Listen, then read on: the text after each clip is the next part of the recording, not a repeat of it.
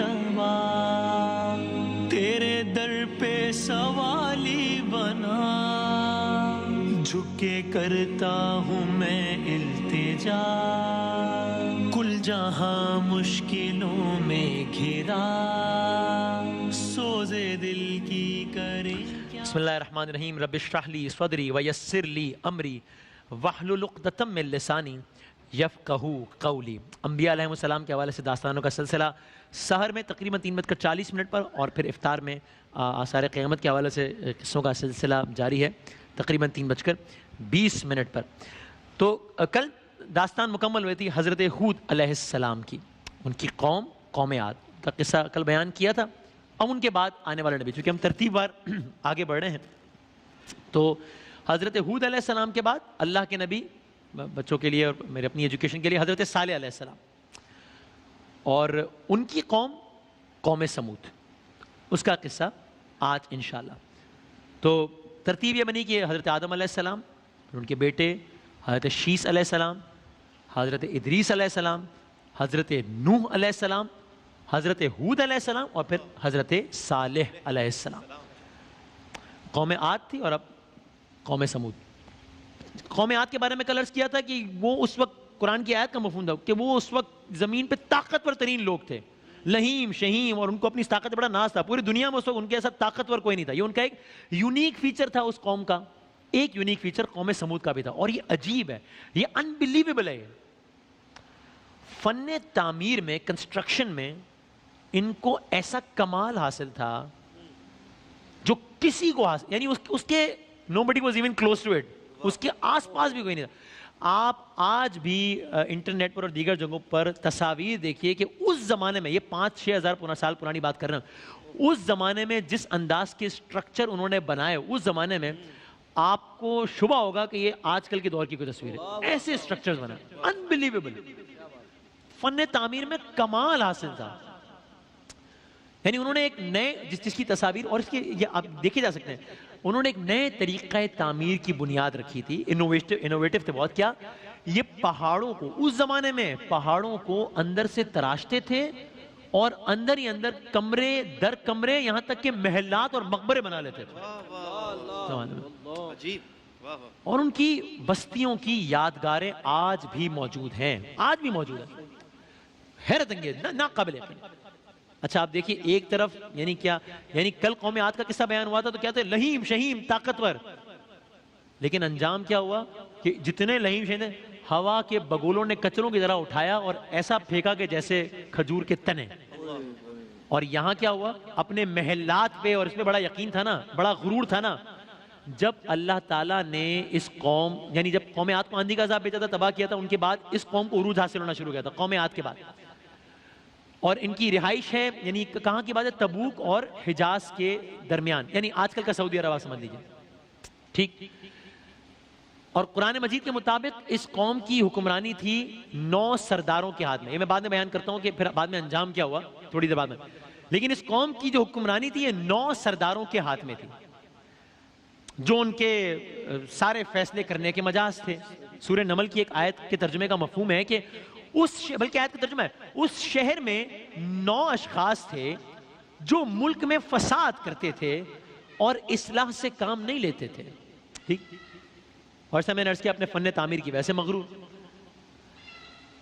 Construction میں بڑا فخر تھا نا۔ ہوا کیا جب عذاب آیا نا، اور کیا عذاب آیا اور کیوں عذاب آیا بعد میں عرض کریں گے، تو یہ حال ہوا انہی تعمیرات کا، انہی مکانات کا، انہی محلات کا یہ حال ہوا کہ ایک مرتبہ سرکار دو عالم صلی اللہ علیہ وآلہ وسلم، مفہوم ہے، صحابہ کرام کے ہمراہ گزر رہے تھے اس مقام سے جہاں پر ان کی بستیاں تھی ویران، قوم سمود کی۔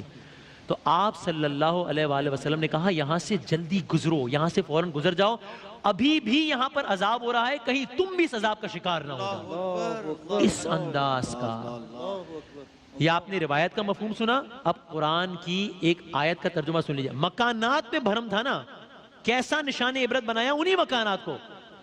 سورہ نمل کی ایک آیت کا ترجمہ ہے، اب یہ ان کے گھر، وہی گھر، اب یہ ان کے گھر ان کے ظلم کے سبب خالی پڑے ہیں۔ سورہ نمل کی ترجمہ ہے۔ تو آپ سوچئے جس کے عذاب کے بارے میں سرکار دو عالم فرما رہے ہوں اور جن کی ویرانی کے بارے میں خداوند تعالیٰ قرآن مجید میں کہہ رہا ہوں، وہ کتنا سنجیدہ معاملہ ہوگا، اس کا اندازہ لگائیے۔ اچھا، ایک اور فیچر تھا اس قوم کا، ان لوگوں کی عمریں بہت طویل تھی۔ کتنی طویل؟ اتنی طویل کہ بعض روایات میں ملتا ہے کہ جب یہ لوگ مٹی سے گھر بناتے تھے نا، تو یہ نارم تھا، ہوتا یہ تھا کہ جو آدمی مٹی سے گھر بناتا تھا اس کے مرنے سے پہلے وہ گھر گر جاتا تھا۔ اتنی لمبی لمبی عمریں تھیں کہ مٹی کے گھر گر جاتے تھے ان کی موت سے پہلے۔ چنانچہ انہوں نے پہاڑ کھود کر گھر بنانا شروع کیے تھے۔ اچھا، قرآن مجید میں کئی مقامات پر تذکرہ ہے، اتنا اہم واقعہ ہے، کئی مقامات پر تذکرہ ہے اس قوم کا اور ان کے نبی کا، حضرت صالح علیہ السلام کا تذکرہ ہے۔ یہاں تک کہ کچھ تو بہت ہی مشہور آیات ہیں جو کہ آپ سب نے سنی ہوئی ہیں، بلکہ اکثر کو یاد بھی ہوں گی۔ میں اپنی بات بتاؤں کہ یہ آیات میرے ذہن میں تھی، لیکن توجہ اب ہوئی کہ اچھا یہ اس عنوان سے ہیں۔ سورہ شمس اکثر کو یاد ہو، یہی واقعہ آخری آیات میں، بسم اللہ الرحمن الرحیم، اس کی آخری جو آیات ہیں، كذبت ثمود بتقواها اذ انبعث اشقاها فقال لهم رسول الله ناقة الله وسقياها فكذبوه فعقروها فدمدم عليهم ربهم بذنبهم فسواها ولا يخاف عقباها۔ یہ اسی واقعے سے متعلق ہیں آیات، اور ان کا ترجمہ آگے بیان کریں گے۔ اب اس قوم کا حال کیا تھا؟ بت پرستی کرتی تھی، گلی گلی بت پرستی ہو رہی ہے، قریہ قریہ بت پرستی ہو رہی ہے، برا حال ہے، کفر کا دور دورہ ہے، اور گمراہی اپنے انتہا کو پہنچ چکی ہے۔ اور باوجود اس کے کہ یہ جملہ سنیے گا، باوجود اس کے کہ ان کے قریب ہی، جغرافیکلی اسپیکنگ، ان کے قریب ابھی ماضی قریب میں قوم عاد عذاب کا شکار ہوئی تھی، ابھی ان کے قریب ہی تھی اور ماضی قریب میں، لیکن اس کے باوجود بھی انہوں نے کوئی سبق حاصل نہیں کیا۔ یہ اپنے گھمنڈ میں اتنے زیادہ مبتلا تھے کہ انٹیلیجنٹ ہونے کے باوجود، انٹیلیجنٹ تو تھے تبھی تو اتنے فن تعمیر، انٹیلیجنٹ ہونے کے باوجود اللہ کے نبی صالح علیہ السلام کی دعوت کا انکار کر دیا۔ قرآن مجید کے الفاظ ترجمہ، کہنے لگے صالح علیہ السلام تم ہم کو ان چیزوں کے پوجنے سے منع کرتے ہو جن کو ہمارے بزرگ پوجتے آئے ہیں۔ یہ بھی سورہ ہود میں۔ اب صالح علیہ السلام نے دعوت دی، قوم بت پرستی کر رہی ہے۔ اب پہلے تو ان کے جو سردار تھے، 9 سردار، 9 کا فگر آیا قرآن مجید میں، انہوں نے اس دعوت کو مذاق سمجھا، جس طرح آپ نے سنا ہے ہود علیہ السلام کی قوم نے بھی، نوح علیہ، آپ سب سن چکے ہیں۔ لیکن صالح علیہ السلام جب استقامت کے ساتھ دعوت دیتے رہے تو ہوا یہ کہ کچھ جو کمزور طبقے کے لوگ تھے وہ ان کے ارد گرد جمع ہونا شروع ہو گئے، وہ ان کی دعوت سے اٹریکٹ ہونا شروع ہوئے۔ اب جب قوم کے سرداروں نے دیکھا کہ جو تھوڑے بہت لوگ ہیں، تھوڑے بہت ہی ہیں، لیکن یہ تو صالح علیہ السلام کی بات کو سنجیدگی سے لے رہے ہیں، تو اگر میں اپنے الفاظ میں کہوں، ان کو اپنی دکانیں خطرے میں نظر آنا شروع ہو گئی۔ انہوں نے کیا کیا؟ قرآن نے بتایا، سورہ اعراف کی ایک آیت کا ترجمہ ہے، ان کی قوم کے سردار جو مغرور تھے غریب لوگوں سے جو ان میں سے ایمان لے آئے تھے، کہنے لگے بھلا تم یقین کرتے ہو کہ صالح اپنے پروردگار کی طرف سے بھیجے گئے ہیں؟ انہوں نے کہا ہاں، جو چیز وہ دے کر بھیجے گئے ہیں ہم اس پر ایمان رکھتے ہیں۔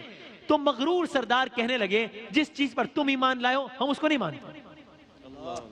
تو اب یہ جو سردار ہیں یہ بڑے پریشان ہیں کہ ایک شخص آیا ہے اللہ کے نبی ہونے کا دعویٰ کر رہا ہے اور اس نے پوری سوسائٹی کو چیلنج کر دیا ہے، اور کچھ لوگ اس کی طرف اٹریکٹ بھی ہو رہے ہیں۔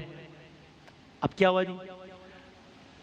اسی پریشانی اور غصے کے عالم میں پروپیگنڈا اس زمانے میں بھی ہوتا ہے، سرداروں نے یہ مشہور کرنا شروع کر دیا کہ بھائی بات یہ ہے کہ چونکہ صالح علیہ السلام نے ہمارے خداؤں کا انکار کیا ہے نا، بتوں کا انکار کرتے ہیں، تو اصل معاملہ یہ ہوا ہے کہ یہ جو دعوت دے رہے ہیں دعوت نہیں ہے، دین حق کی دعوت نہیں ہے، ہوا یہ ہے ایک پوری کہانی گڑی اور نیریٹو سیل کرنا شروع کیا اپنے لوگوں کے درمیان کہ لگے صالح علیہ السلام نے چونکہ ہمارے خداؤں کا انکار کیا ہے تو ہوا یہ ہے کہ ہمارے خدا، نعوذ باللہ، ہمارے خداؤں نے ان سے انتقام لیا ہے، ہمارے خداؤں نے غصے میں آ کر نعوذ باللہ ان کو مجنون کر دیا ہے، اس لیے اس طرح کی باتیں کر رہے ہیں۔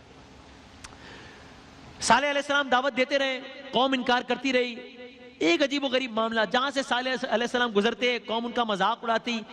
اب آپ کو پھر سارے واقعات یاد آ رہے ہیں، نوح علیہ السلام کشتی بنا رہے ہیں، قوم مذاق اڑا رہی ہے، ہود علیہ السلام پیغام دے رہے ہیں، قوم مذاق اڑا رہی ہے، صالح علیہ السلام دعوت حق دے رہے ہیں، قوم مذاق اڑا رہی ہے،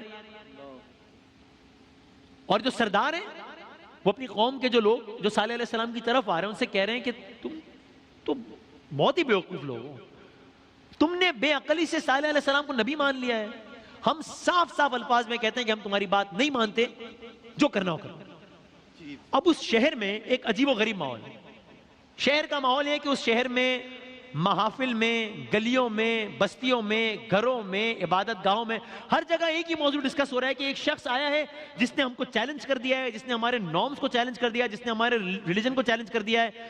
بہت سارے لوگ اس شخص کی مخالفت میں بات کر رہے ہیں، صالح علیہ السلام کی، کچھ لوگ ان کی حمایت میں بات کر رہے ہیں۔ ایک نیا منظرنامہ بستی میں، لوگ سوچ رہے ہیں کہ ابھی کل تک ہم عبادت کر رہے تھے، سارے معمولات زندگی ٹھیک چل رہے تھے، اب یہ کیا معاملہ ہو گیا ہے کہ ایک شخص آ گیا ہے اور دعوت دے رہا ہے اور کہہ رہا ہے کہ ہم جو کر رہے ہیں وہ غلط کر رہے ہیں، ہمارے ماں باپ جو کرتے آئے تھے وہ غلط کر رہے تھے، ہمارے باپ دادا جو کر رہے تھے وہ غلط کر رہے تھے۔ سرداروں کی پریشانی کا لیول ہی نیکسٹ ہے، کیونکہ ان کو تو اپنے سارے معاملات خراب ہوتے نظر آ رہے تھے، یہاں تک کہ اب کیا ہوا، قوم تو لگی ہوئی ہے کچھ حمایت میں، کچھ مخالف، سرداروں نے، ایلیٹ سرداروں نے مل بیٹھنے کا فیصلہ کیا۔ ان 9 سرداروں نے کہا کہ بھائی یہ قوم تو جس طرف جا رہی ہے دیکھا جائے گا، ہم آپس میں ذرا اتحاد کر لیں، ہم آپس میں ایک ہو جائیں، کوئی کمبائنڈ اسٹریٹجی بنائیں، مل کر کوئی لاہے عمل بنائیں تاکہ اس سلسلے کو روکا جا سکے، ورنہ اگر یہ قوم ان کی طرف آنا شروع ہو گئی تو ہمارا کیا بنے گا۔ طے ہوا، یہ وہی سردار ہیں جنہوں نے پہلے پروپیگنڈا کیا تھا، یہاں تک کہ میں آج کل کے الفاظ میں کہوں سارے ان سرداروں کا اجلاس منعقد ہوا۔